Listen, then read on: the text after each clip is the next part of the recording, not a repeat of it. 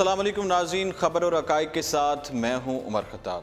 भारत को मदऊ करने पर हुकूमत OIC इजलास का बाइकॉट करे। अपोजिशन जमातों ने OIC के इजलास में भारत को बतौर एजाज़ी मेहमान मदऊ करने पर हुकूमत से इजलास के बाइकॉट का मुतालबा कर दिया है। कौमी असम्बली में इज़हार ख्याल करते हुए मुस्लिम लीग नून के सीनियर रहनुमा और साबिक वज़ीर ख़ारजा ख्वाजा आसिफ ने OIC के इजलास में भारत को मदऊ किए जाने पर पाकिस्तान की शिरकत की शदीद मुखालफत की है और हुकूमत से इजलास की जो बाइकॉट के हवाले से मुतालबा किया है। साबिक वज़ीर दिफा खुर्रम दस्तगीर ने भी कहा है कि OIC ने भारत को बतौर एजाज़ी मेहमान मदऊ किया है। OIC का जो आइन है वो इस्लामी है। भारत 50 साल पहले भी कश्मीरियों पर मज़ालिम ढा रहा था और आज भी ढा रहा है। ये कैसे हो सकता है कि ऐसी तंजीम जिसके नाम पर इस्लामिक है वो ऐसे मुल्क को बतौर एजाज़ी मेहमान बुलाए जो मुसलमानों पर मज़ालिम ढा रहा है। इस पर बात करने के लिए अभी हमें ज्वाइन किया है इकबाल शाहिद साहब ने, जो कि एंकर पर्सन है और तज़िया निगार। अस्सलाम वालेकुम। अस्सलाम वालेकुम सर, कैसे हैं आप? हमारा राब्ता मुनक़ता हो चुका है। जैसे ही हमारा राब्ता बहाल होगा दोबारा उनसे बात करेंगे। हम बात कर रहे थे कि कश्मीरियों पर मज़ालिम ढा रहा था और आज भी ढा रहा है भारत के हवाले से, और ये कैसे हो सकता है कि ऐसी तंजीम जिसके नाम पर इस्लामिक है और वह ऐसे मुल्क को बतौर एजाज़ी मेहमान बुलाया जो मुसलमानों पर मज़ालिम कर रहा है, ढा रहा है। उन्होंने कहा कि पहले तो हमें सफारती तौर पर कोशिश करनी चाहिए कि भारत को वहाँ पर इनवाइट ना किया जाए, और अगर OIC का मेज़बान भारत को बुलाने पर बज़िद है, अगर बुलाना चाहता है तो पाकिस्तान को ऐसे इजलास का बाइकॉट कर देना चाहिए जहाँ कश्मीरियों की नस्लों के कातिल को बुलाया गया है। साबिक स्पीकर कौमी असम्बली याद सादिक का कहना था कि हमें OIC मेंबर ममालिक में अपने वफूद भेजने चाहिए। OIC के पास इख्तियार नहीं कि अरकान की बग़ैर इजाज़त किसी को बुलाए। पाकिस्तान को किसी सूरत OIC इजलास में शिरकत नहीं करनी चाहिए। ये पाकिस्तान के लिए आजमाइश का वक्त है। जमीयत उलमा इस्लाम फ़े के रुकन मौलाना असद महमूद ने कहा कि OIC में भारतीय वज़ीर ख़ारजा को बुलाना गलत है। OIC से बात करना चाहिए और OIC का बाइकॉट करना चाहिए। एक बार फिर हमने राब्ता करने की कोशिश की है। इकबाल शाहिद साहब हमारे साथ मौजूद हैं, तज़ियाकार। अस्सलाम वालेकुम सर। वालेकुम सलाम सर, कैसे हैं आप? बस अल्लाह का फजल, आप सुनाइए। ठीक ठाक अल्हम्दुलिल्लाह। सर, अपोजिशन ने मुतालबा किया है कि OIC का जो इजलास है उसमें या तो बाइकॉट कर दिया जाए अगर भारत को वहाँ पर बुलाया जाता है। आप इस पर क्या कहेंगे? बहुत शुक्रिया। असल में मैं समझता हूँ कि कोई भी फोरम हो, किसी जगह भी कोई अगर बात हो रही है तो उसमें इंडिया की जो ये ज्यादती आप समझ लें या उनका ये एडवेंचर समझ लें, जो जो जो इंडियन चैनल बता रहे हैं वो बिल्कुल फेक ही समझ लें।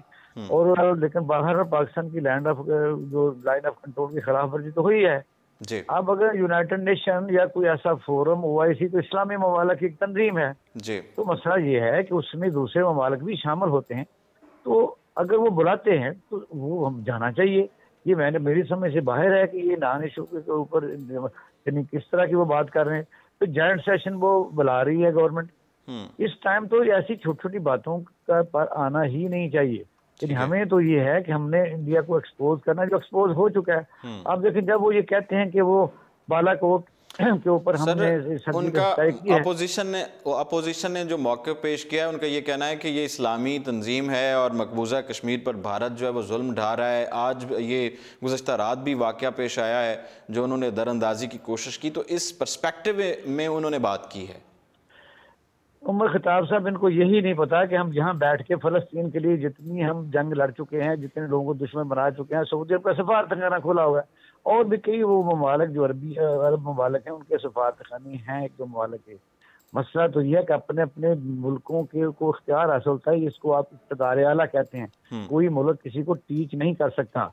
वजह यह है कि आपने देखा कि मोदी यानी इंडिया की इन्वेस्टमेंट बहुत ज्यादा, अगर सऊदी अरब के पास हमसे भी ज्यादा है या वो ज्यादा बेनिफिट ले रहा है तो हम क्या करें। तो सबसे ज्यादा लेबर वो ले रहा है, वो एंटरटेनमेंट सिटी बना रहा है, इंडिया का उन्होंने दौरा किया है। تو ہر ملک جو ہے نا وہ اپنے طور پر فیصلے کرتا ہے. میں سمجھتا ہوں یہ تو کاز کیا ہے, ٹھیک ہے کہ مطلب ان کو منع نہیں کر سکتے, اگر وہ بلا لیتے ہیں تو اپوزیشن یہ کہتی ہے تو ہم یہ تو کر سکتے ہیں نا کہ ہم بائیکاٹ کر دیں اجلاس کا, تو پاکستان کو ایسا کرنا چاہیے. آپ کیا سمجھتے ہیں؟ ایسا قطعاً بھی نہیں کرنا چاہیے. جب سعودی عرب میں محمد بن سلطان جب نئے نئے آئے تھے تو ہم دیکھا کہ ٹرمپ جو سعودی عرب کا پہلا دورہ تھا تو کتنے ممالک تھے, اس میں ہم بھی شامل تھے, میاں نواز شریف صاحب خود وزیر اعظم وہاں موجود تھے. تو ٹرمپ کے جب وہ کانفرنس کی یعنی سیریمونیل ایسی پریزیڈ کر رہا تھا, آگے وہ بیٹھا ہوا تو ہم چوتھی رو پر بیٹھے ہوئے تھے. اس وقت تو یہی اپوزیشن حکومت میں تھی, یہ انہوں نے تو کوئی بائیکاٹ نہیں کیا. مسئلہ تو یہ ہے, ایسا کرنا ہی نہیں چاہیے. یہ اصل بات یہ کہ ہمیں اپنا موقع بیان کرنا چاہیے, اور موقع ثبوت کے طور پر بیان کرنا جو ہم اس میں سکتے ہیں کہ بالا کوٹ دو ہیں. ایک نقشہ میں آپ کو سینڈ کرتا ہوں. بالا کوٹ جس طرح لاہور میں شدرہ ہے, اسلام آباد میں کے پاس پاراکو کے پاس بھی شدرہ ہے, ہمارے ایک ڈسٹرکٹ میں کئی گاؤں کے نام ہوتے ہیں. مسئلہ ہے کہ ہمیں اپنا موقع دلیل سے, سر ہمارے وزیر خارجہ شاہ محمود قریشی نے بہت بہترین وہاں سپیچ کی ہے, اور ہمارا اس وقت جو میں سمجھتا ہوں کہ سفارتی سطح پر ہمیں کافی اس میں سمجھ کامیابیاں ملی ہیں. انڈیا کو باقاعدہ اس میں وہ ڈیفینس میں ہو گیا ہے. اب پرائم منسٹر کی زیر صدارت جو اجلاس ہوا ہے, مین فیصلے ہو چکے کہ اب ہم موقع اور جو ہے وہ خود سلیکٹ کریں گے, سرپرائز بھی دیں گے. بات کو انتظار کرنا چاہیے. ہم پہلے کہہ رہے ہیں کیونکہ 8 پیارے تھے, اور یہ بھی ہے کہ آپ کو تھوڑے نوٹس میں لانا ضروری ہے کہ لاہور میں بھی وہ آئے تو ہمارا جو کوریج کر رہے تھے پیارے وہ موجود تھے, وہ پیچھے ہٹے. سیالکوٹ میں پیچھے ہٹے, بہاولپور میں پیچھے ہٹے. جی آپ دیکھیں یہ جو لائن آف کنٹرول کے ساتھ ہی جو پٹی چلتی ہے وہ چھوٹی سی پہاڑی علاقہ ہے. اگر جہاز ٹرن بھی کر رہا ہو, اور پھر یہ ہے کہ کچھ اس طرح کے لوگ, یعنی آپ کے سامنے میڈیا اتنا وائبرنٹ ہے, موبائل ہر آدمی کے ہاتھ میں ہے, اس علاقے میں کوئی چیز چھپ سکتی ہے. پورے جھوٹ مارنے کے باوجود انڈیا نے یہ ثابت نہیں کر سکا, کسی بندے کو ٹی وی پر نہیں ڈال سکا کہ کہاں جنازے ہوئے ہیں. انہوں نے جو فوٹیج کا سہارا لیا وہ پرانی نکلی, وہ بھی ان کا بانڈا جو ہے وہ سامنے پھوٹ گیا ہے, سامنے آ گیا ہے. کوئی چیز چھپتی نہیں. اگر کوئی صدر وزیر ہے تم کچھ بھی کر لے, ایسا نہیں ہوتا. آج کل کوئی بھی خبر نہیں چھپتی. وہ سیٹلائٹ ہے امریکن میں, ریڈار لگے ہوئے ہیں سر. ریڈار تو دیکھ رہے ہوتے ہیں کہ سرحد پار سے کیا ہو رہا ہے, کون آ رہا ہے, کون جا رہا ہے. ہم اور بھی بات کر رہے ہیں, ہم تو کر ہی رہے ہیں. ہم ایک دوسرے کو بات کر رہے ہیں. لوگوں کو یہ ٹیکنیکلٹیز کا نہیں پتا. جہاز کی سپیڈ آپ نے دیکھا کہ سیکنڈوں کے حساب سے چلتی ہے. اگر یہ 4-5 کلومیٹر ہیں تو اس کا یہ آپ اس طرح کہہ سکتے ہیں کہ جب جہاز موو کر رہا ہوتا ہے کسی ایئرپورٹ کے اوپر F-16 یا یعنی اور تھنڈر پیارا, تو اس کی موومنٹ کی جو سسٹم ہے وہ دوسرے ملک کو بھی پتا ہوتا ہے. اس وقت ہندوستان کو ہماری ساری طریقہ کار کا پتا ہے, ہمیں ان کا پتا ہے. ٹھیک ہے سر. ہمارا انتظار صرف یہ تھا کہ شاید وہ کسی قسم کی ہماری جو افواج کسی جگہ بیٹھی ہیں ان کو نشانہ بنائیں گے, پھر ہم دیکھیں گے. وہ انہوں نے ایسا نہیں ہوا. 8 پیاروں کو واپس جانا پڑا, ایک چھوٹی بات تو نہیں ہے. ٹھیک ہے, بہت شکریہ اقبال شاہ صاحب, تجزیہ کار ہمارے ساتھ موجود تھے. واضح ہے کہ مقبوضہ کشمیر میں بڑھتے مظالم پر اسلامی تعاون تنظیم OIC رابطہ گروپ برائے جموں کشمیر کا ہنگامی اجلاس طلب جدہ میں کیا گیا, اور خیال رہے کہ 14 فروری کو مقبوضہ جموں کشمیر کے ضلع پلوامہ میں بھارتی فوجی قافلے پر ہونے والے خودکش کار حملے میں 45 سے زائد فوجی ہلاک اور متعدد زخمی ہو گئے تھے, جس کے بعد سے بھارت نے کشمیریوں پر مظالم مزید تیز کر دیے ہیں. مقبوضہ کشمیر کے علاوہ بھارت کے مختلف علاقوں میں موجود کشمیری طلبہ اور شہریوں پر تشدد اور انہیں ہراساں کیے جانے کا سلسلہ جاری ہے. سشما سوراج کو OIC کی دعوت کشمیریوں کے زخموں پر نمک چھڑکنے کے مترادف ہے. سری نگر میں آل پارٹیز حریت کانفرنس کے چیئرمین سید علی گیلانی نے اسلامی تعاون تنظیم OIC کے جانب سے بھارتی وزیر خارجہ سشما سوراج کو بطور اعزازی مہمان انوائٹ کیے جانے پر سخت رد عمل دیتے ہوئے اسے کشمیریوں کے زخموں پر نمک چھڑکنے کے جو مترادف قرار دیا ہے, سمجھا ہے. کشمیر میڈیا سروس کے مطابق سید علی گیلانی نے اپنے ایک بیان میں کہا کہ کشمیر میں مسلمان مسلسل جبر و تشدد سے تکلیف میں مبتلا ہیں. جموں اور کشمیر پر تمام اخلاقی, انسانی اور جمہوری قدروں کے خلاف قبضہ کیا گیا, جس کے نتیجے میں کشمیری عوام پر ظلم ڈھائے گئے. قتل عام, تشدد, گولیاں اور بیلٹ گنز, ریپ اور استحصال کا نہ تھمنے والا سلسلہ عام ہو چکا ہے. انہوں نے کہا کہ ان تمام تر ظالمانہ کارروائیوں کی ناکامی پر اب بھارت کشمیر میں مسلمانوں کی اکثریت پر مشتمل آبادی کی تعداد کو تبدیل کرنا چاہتا ہے۔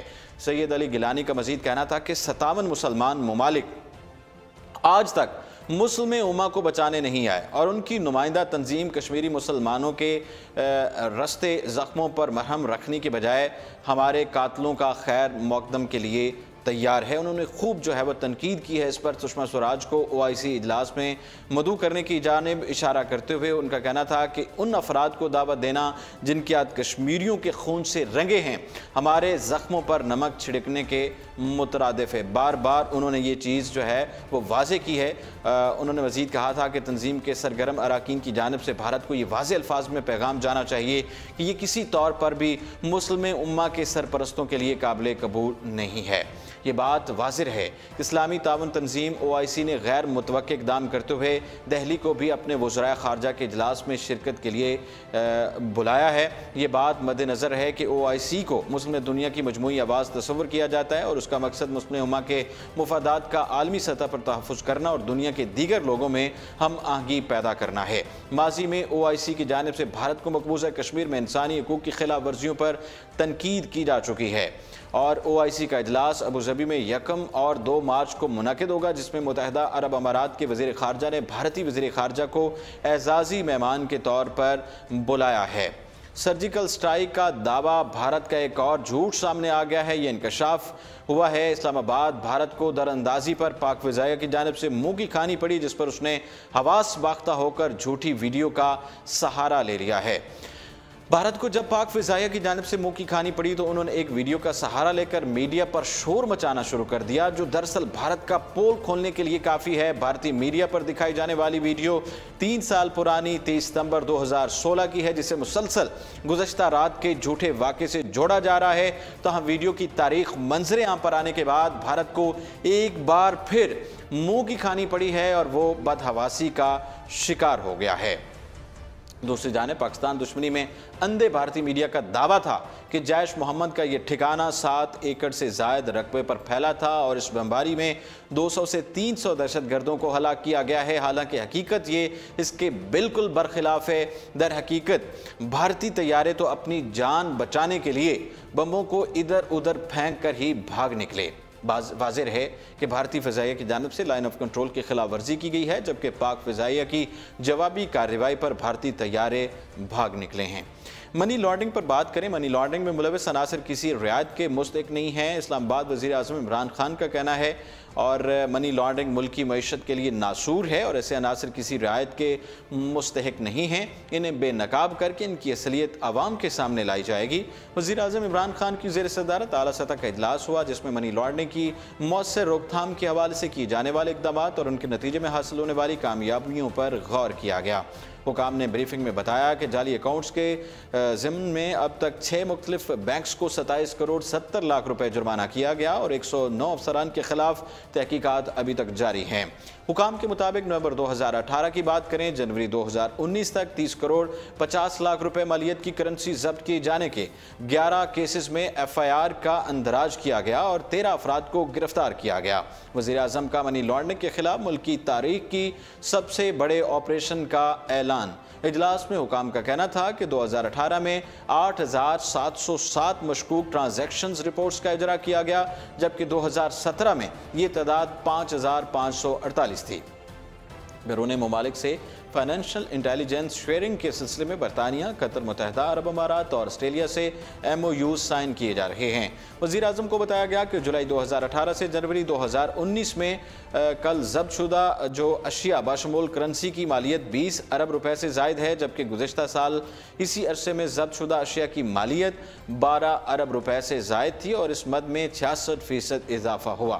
منی لانڈرنگ اور سمگلنگ کی روک تھام کے لیے پالیسیاں لا رہے ہیں۔ اجلاس میں FBR نے بتایا کہ اینٹی منی لانڈرنگ کے تحت 2016 سے 2019 تک کل 335 مشکوک ٹرانزیکشنز کی تحقیقات کی گئیں اور 6.6 ارب روپے کی وصولی ہوئی ہے۔